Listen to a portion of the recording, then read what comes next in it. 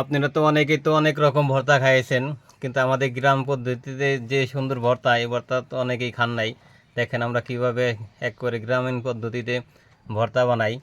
সাথে দিছি দেখেন এই যে হলো আলু দিয়ে দিছি, আলু কুচি, পেঁয়াজ কুচি, এই যে দিছি মরিচ, কাঁচামরিচ, সাথে এই যে দিছি রসুন। কারণ এটা অনেক সুস্বাদু, গ্রাম পদ্ধতিতে অনেক সুস্বাদু একটা খাবার। সাথে এই যে মুসুরির ডাল, এইগুলা দিয়ে মনে করেন যে বানাইবো আমরা হলো ভর্তা। অনেকেই তো অনেক রকম ভর্তা খাইছেন, কিন্তু এই গ্রামীণ পদ্ধতিতে ভর্তাগুলো কেরা কেরা খাইছেন। আমাদের হলো কচুর পাতা, এই চকে যে কচুগুলো হয় না চকে যে জঙ্গলে, আর সাথে যে একটু লবণ দিয়ে দিতেছি, সাথে যে অল্প করে একটু হলুদ দিয়ে দিতেছি। এখন উপরে আবার কচুর পাতা দিয়ে আমরা ঢেকে দিব। এই যে আমরা উপরে আবার কচুর পাতা দিয়ে দিতেছি। এখন অল্প করে একটু পানি দিয়ে দেবো, কারণ পানি না দিলে নিচ থেকে আবার কচুগুলো ইয়ে যাবো, লাইগে যাইব। জন্য নিচ অল্প করে একটু পানি দিয়ে দেবো যাতে সেদ্ধ হয়ে যায় ভালো মতো। এখন আমরা জাল দিয়ে গেলে সেদ্ধ করে নেব।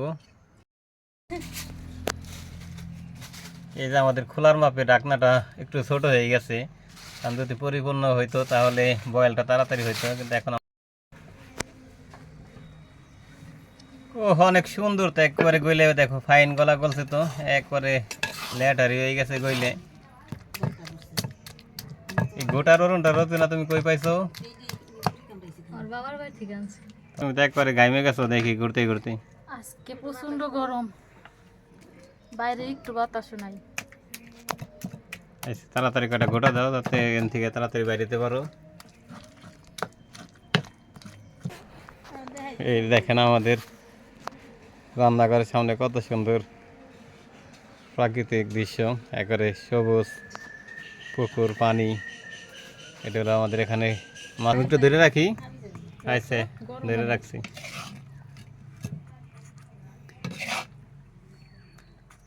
এক করে দিয়ে এক বাটি বানাই ফেলাইছ রোজনা। হ্যাঁ, এক করে এক বাটি ভরে গেছে। এই যে আমাদের খাঁটি ফ্রেশ সরিষার তেল। এই যে এখন দিয়ে দেবো কাঁচা না পাকা মরিচ, হ্যাঁ শুকনা মরিচ। এই যে রসুন দিয়ে দেওয়া হইতেছে।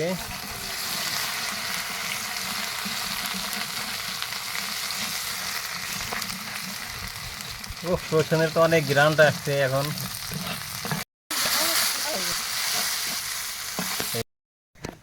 এই যে হয়ে গেছে আমাদের সুস্বাদুকর কচু শাক ভর্তা। দেখেন কত সুন্দর দেখা যাইতেছে। রোজনা উঠাই নাও, উঠাই নাও, ভর্তা সুন্দর হয়ে গেছে। এখন তুমি এই যে তেলের ভিতরে উঠাই নাও। হ্যাঁ উঠাই নাও, সমস্যা নাই। এখন রোজনা তুমি আগে কিরকম খাইছো হয়ে গেলে? আগে আমি খুবই খাইছি, এজন্য তো রান্না করতে পারছি।